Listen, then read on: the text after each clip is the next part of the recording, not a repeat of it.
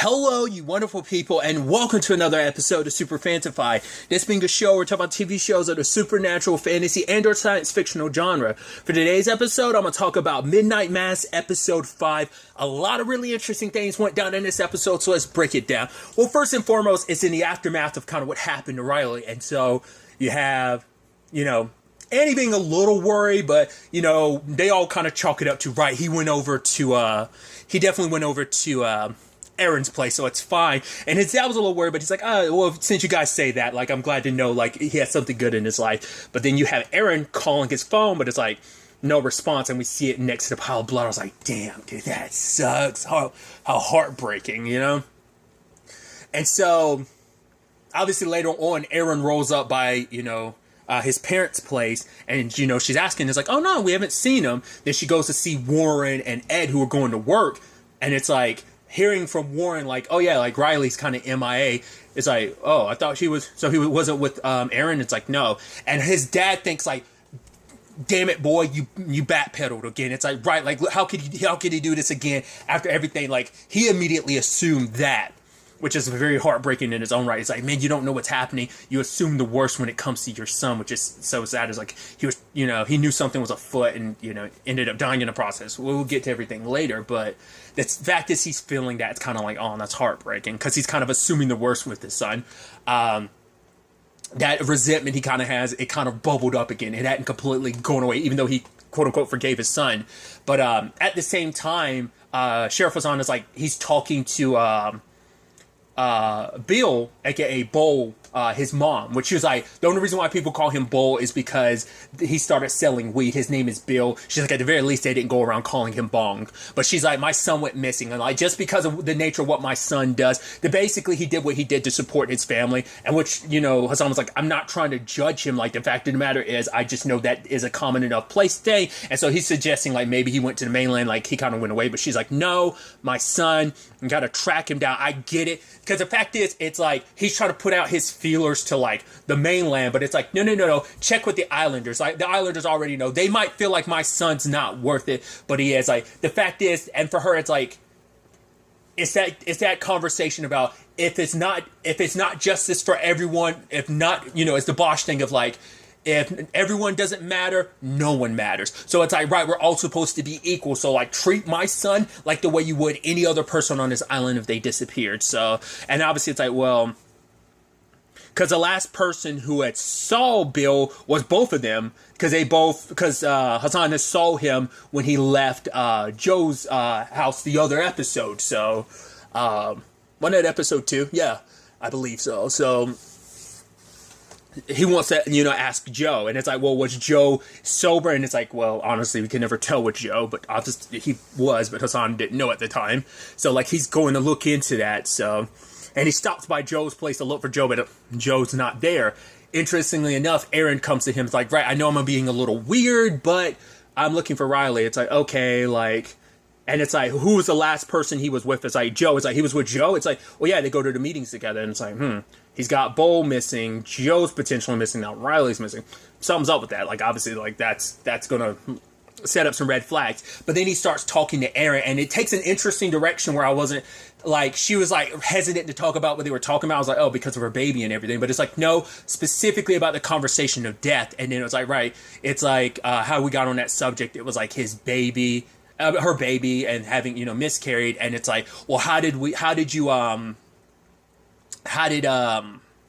well, what was his perspective on things? Was he happy with fine? And she's he seemed fine, but she's that's typically how it is before people go off and kill themselves.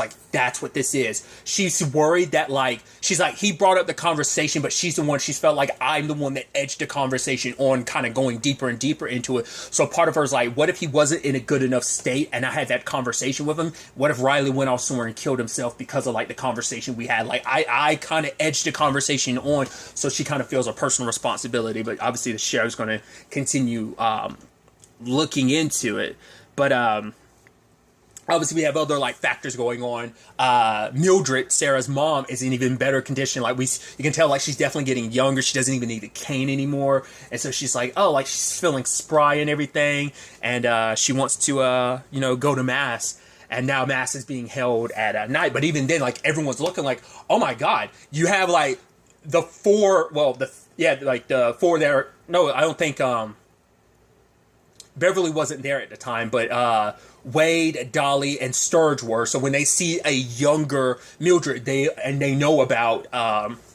I'm curious how much Dolly knows about, because I'm sure Wade probably talked to her about it. It's like, right, she's already in the know about John, that Paul is Pruitt.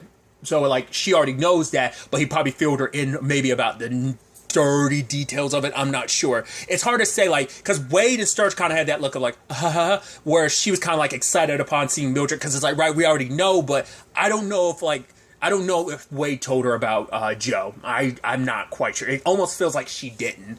But because for her, it's like, right, this is, it's just more miracles happening in this place. So I think that's why I feel like Wade didn't say as much. So I think it's kind of still weighing on him. But like the justification that like Beverly shoved down his throat, like, it's changing his perspective on it. So I think he's looking at it more in a positive light of like, yes, it was God's will, and everything Beverly was saying, I think did kind of get to him. So they do have midnight mass and everyone's gathered. And then your boy Pruitt goes in, like, talking about, it's essentially what I've talked about before, whereas like people like the extremists will take a religion and like warp it. Like I said, at the heart of all religions, it's basically be a decent enough human being, don't be an asshole. But then you have extremists who will like warp the teachings of the religion to fit the narratives that they want to, very like cult like in its own manner. I mean, that's how you kind of like, you use your charisma and everything to warp people to like follow your more extremist views. And he's talking about like the fact is we're in God's army. The fact of the matter is like essentially saying the horrible things that are done are good,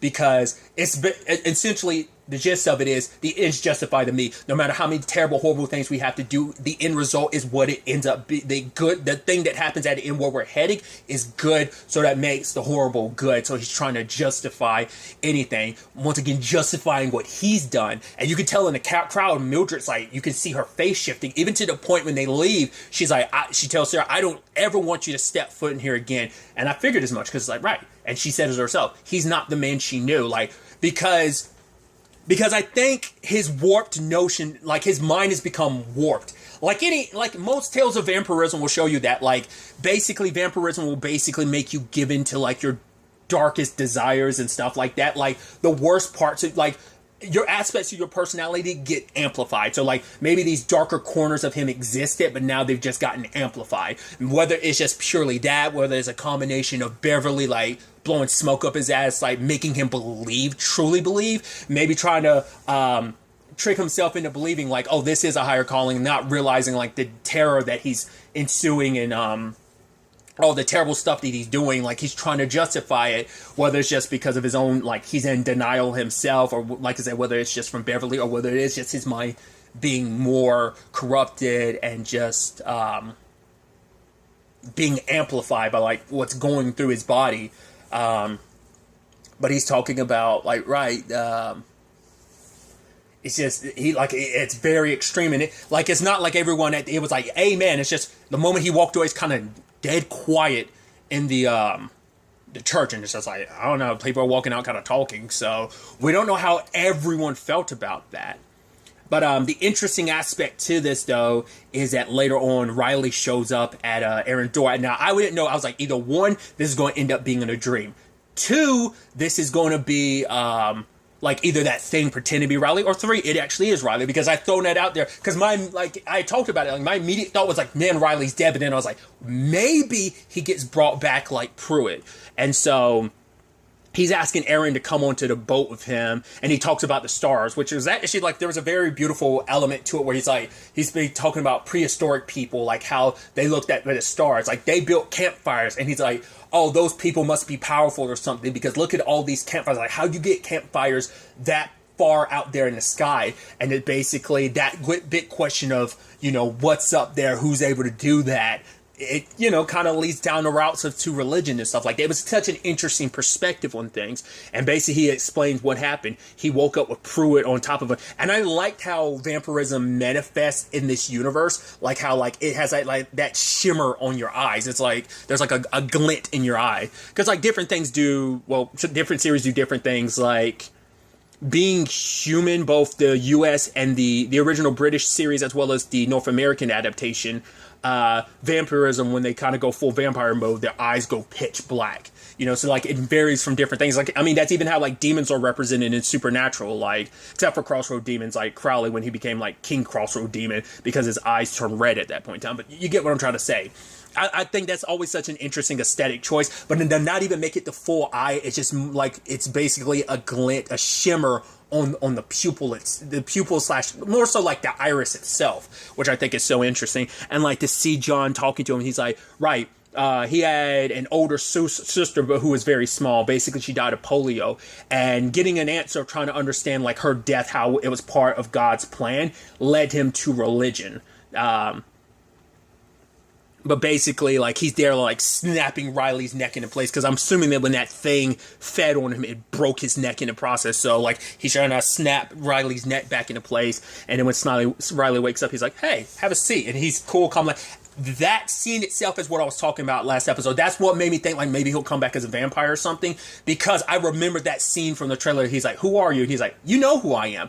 That's what I was talking about last episode, but then I was like, maybe, like, that scene happened, or maybe, you know, but it's like, Netflix isn't one of those, like, this isn't one of those platforms, like, they don't do the Marvel thing of, like, oh, I'm gonna put some stuff in a trailer that's like, no, Marvel's, like, one of the few people who did it. I don't know if there's any, I mean, I'm sure there might be other examples, but Marvel's the first one I always think of, like, specifically Marvel Studios, being like, oh, let's put some stuff in a trailer that either they just cut out of the movie, or just straight up, like, lie to you. There have been a couple examples, like the Infinity War trailer, the Gauntlet, the shot of everyone running together, including the Hulk, that whole thing. You know, so I feel like so that's why I was kind of confused. But it's like, right, we get that scene now, so that kind of was spoilers in its own right.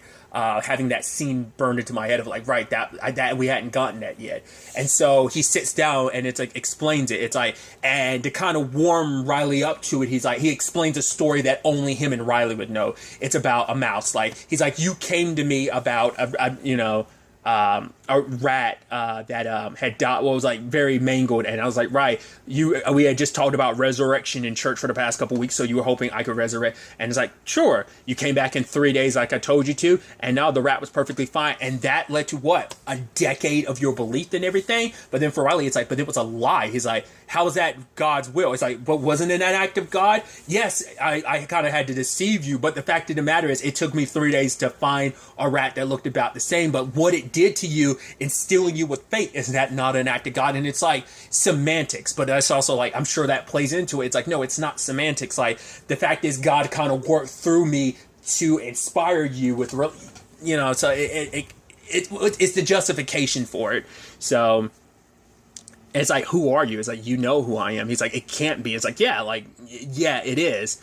You know, and it's like, well, if that is the case, like, you know, the explanation about that. And Beverly walking in is like, oh, Riley, glad to see you up and about. It's like, oh, okay, so this ain't his kept secret. It's like, no, we're in this together. Especially, but what changed things for Riley is the moment, like, he's like, right, it happened to me. It's like, Joe, it's like, because you know, it's like, what, he's like, I'm trying to realize, he's like, what made you decide to come back? Was some convention, like, what was it, like some urge you found? He was like, Joe's sister. And he's like, right, I do apologize. I did, Father, forgive me, because I did lie about that. So he's like, I am sorry. But then kind of admits to killing Joe. And it's like, you're a murderer. And he's like, yeah, but like, you've killed someone too. And he's like, yeah. It's a slippery slope, because Riley's trying to be like, the difference is he did it accidentally. Like, he doesn't even remember it. He's like, I didn't like slam on the brakes or anything because I passed out at the wheel. Not saying that changes the fact that he killed someone, but it is a different thing of like, right, drunk driving accident, which doesn't justify it in any shape or form. He still killed someone, but it's different from straight up murdering someone intentionally to some extent. Granted, he couldn't control himself, but that's still like, the fact is, he talks about the whole conversation about not feeling guilt about it. And I even love that where, like, he's like, right, what do you feel about it, Riley? He's like, I'm sad, I'm disgusted, I'm angry. And he's like, stop lying to me and tell me the truth, because I told you we would be honest. And he was like, I'm jealous, because Pruitt feels no guilt about it. And what is weighing on Riley, like, he's drowning in the guilt of what he did to Tara Beth. And like there is that understanding of like, right, when you have that guilty conscience, like if you could get rid of it, like the jealousy of not being weighed down by your actions, what you did, like not having to like, which is so interesting because at the same time, like, and I guess it still fits with what he's talking about, but like during his sermon he was bringing up like the morality that's kind of in each and every one of us. Like that was just so interesting to me. But despite everything, Beverly being all about this, and she brings in Sturgeon, it's like, okay, like she's like, she has a reluctancy about Riley being chosen, because I think if anything, she's like, I should have been chosen. I'm more about this than Riley, like a man who lost his religion, a man who's done what he's done, like the way he's acting so squirrely about this all right now. Because Riley's like, do you not hear yourself, Beverly? Like, you think this is something angelic, but what about this? And he shows the burn on his arm, and she's like, basically, she references stuff. I'm like, oh, that's, that's not from the gospel. That's from Revelations. And she she brings up the 7 bowls, and it's like, when the 5th bowl is poured, the world will be submerged in darkness. Won't be an issue for you and the Monsignor now, will it? Like, she's trying to justify, she's saying like, there's certain parables and lines in the, Bible that reflect upon like, right, she's like, it's written there saying like about like the sun kind of like essentially like how it's burning them, like that's something that's in the Bible. It's like it was always there, we just didn't take it as literal as we should have, even though it's like, because there's some things in the Bible you should take literally, other things you shouldn't take literal, because it's all parables and metaphors in certain regards. Which that's a whole conversation Pruitt had before about like, right, everything about eternal life and stuff like that from the Bible, it's exaggerations and, and stuff like that. He's like, no, in actuality, it's not. I mean, we see that it is a reality under these circumstances of eternal life. And so Sturge ends up bleeding into the cup, and they want to feed Riley. And he ends up drinking it, and it's just kind of like, it's like, right, he's satiated at that point, but, you have Pruitt talking about eventually that hunger will come back, and like whoever you decide to like feed on or join into all of this, that's kind of like, God's will going through you. But he sets Riley free, even though Beverly has reservations about it. And so, because she's like, what if he goes out there talking to someone? He's like, right, isn't that how you spread the word type of situation? And I think very symbolically, Riley walks to the left, Pruitt walks to the right, kind of immediately showing like they are walking 2 very different paths. I think that's from a cinematography. Jeez, I could not say that word. Like from that perspective, I think that's what they were kind of implying. Like once again, maybe just me reading too much into it, but Riley is wandering around. He's, because, being a vampire, like, your senses are amplified. You see things in a way you never experienced before. And so Riley's looking around, and it's like there's a vibrancy to the world that he's seeing, like this, like, flow. And, like, you can see, like, it's almost like this yellowish, goldish aura kind of around stuff. And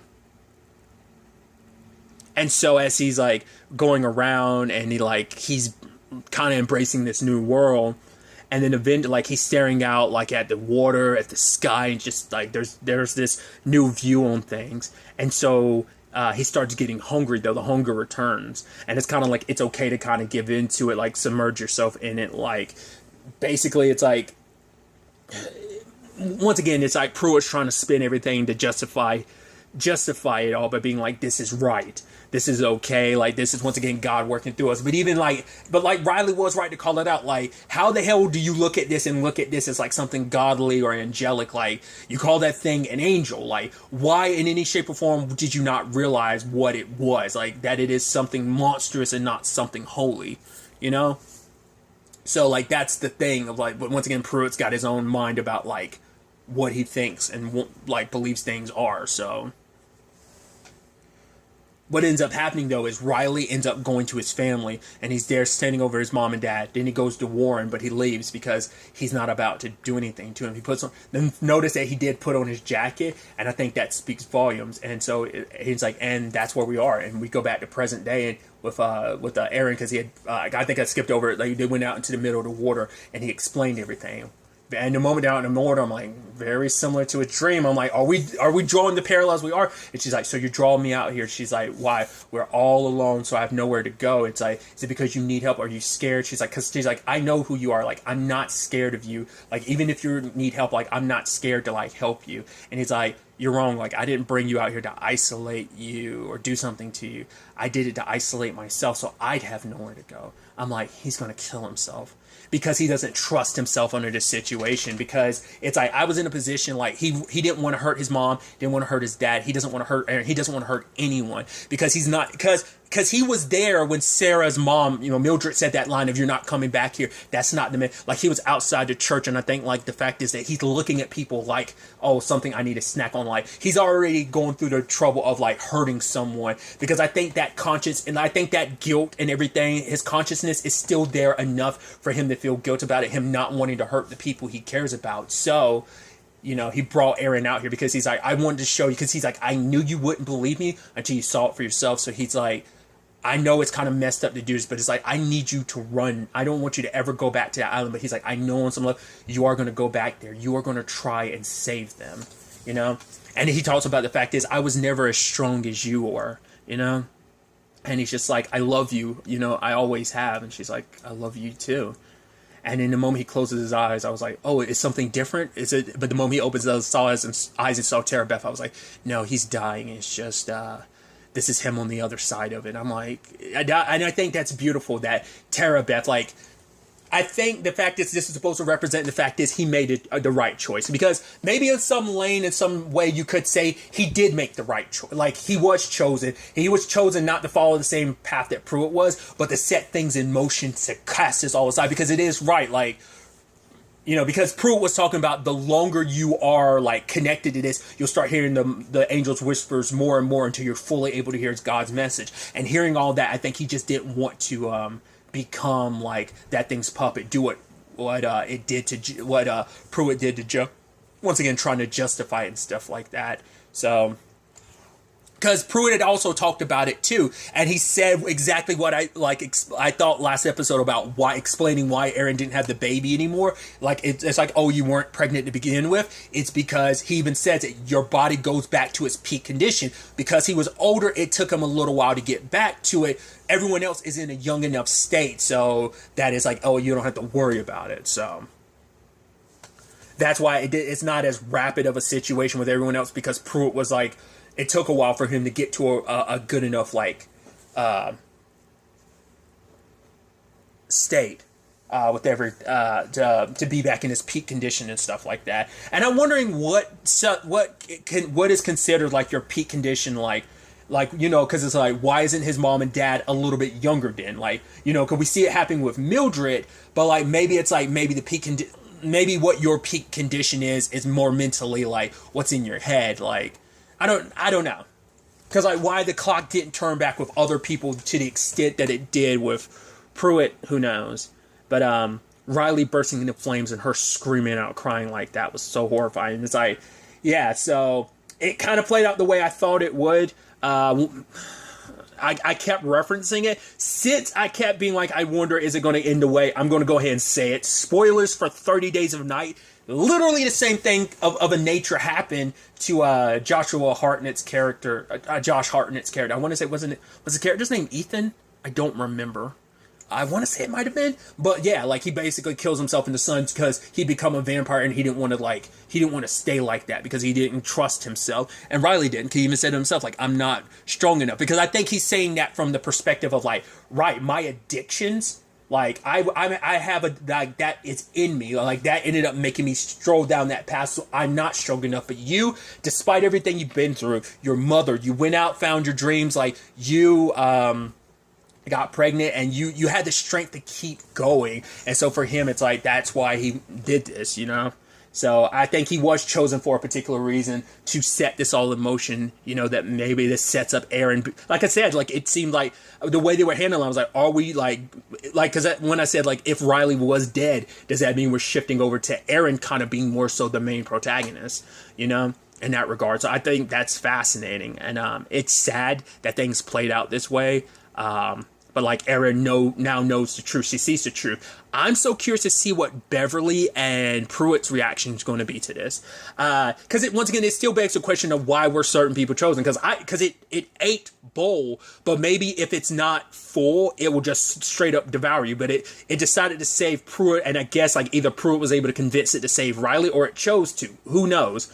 I mean, who knows? Maybe Bill is actually alive, and like we just haven't seen him since he got snatched into that house in episode 2. So maybe he got turned to and he's just been hiding away. But I feel like he was full blown lunch, like because that was the first thing it's been able to eat since the cat. It had like a full substantive meal. Granted, it's going to need to feed again, which it fed on Riley, but it made him part of the army. But he showed, he kind of went up against. He went against what is, Pruitt kind of considering God's army, and especially because the plan is to basically change the chosen amongst those ranks into that as well. But it's going to be quite fascinating to see where all this takes us. There's only 2 episodes left this season, so I'm excited to see what the next episode takes us going forward with this.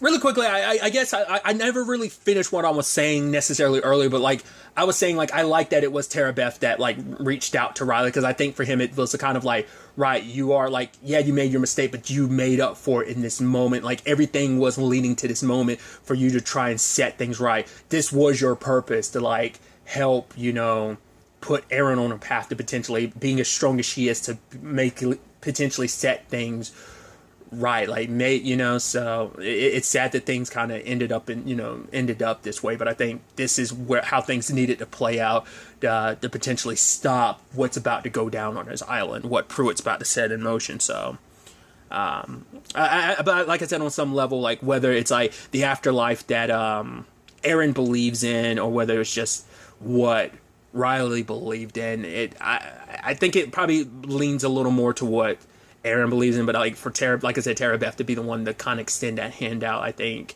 it's neat for that to kind of come full circle in certain regards, especially because he constantly had those nightmares about her and everything. I mean, which symbolically on so many different levels, like there was a shift, because remember Riley kept having that dream by himself, and then when he spent that time with Erin, like she was in a dream of it, and once again he never saw the dream post sunrise, because it's always been there on some like level, like but now it's like the fact is Erin was there on a boat with him, like he kind of sees things for what they were, the messages he was kind of receiving to an extent. Maybe God has been speaking to him the entire time to set this right. But I was like what I was also saying, it's like he kept seeing her from what happened, like in his, from the accident. That was always instilled in his mind. He's been seeing that for the past 4 years. Now he sees Tara Beth for who she was before, and she's like there as herself before she died, like just as just herself, and not just how she looked during the accident when he looked and saw her body. Like for that to be her to be one lifting him up, like just like it all coming full circle, and that is just pretty interesting. But like I said, it's definitely going to be interesting to see where all of this takes us going forward. But really, that's all I'm going to talk about. Till the next time we meet, be happy, be safe, live life to the fullest, and enjoy it. Good day and goodbye.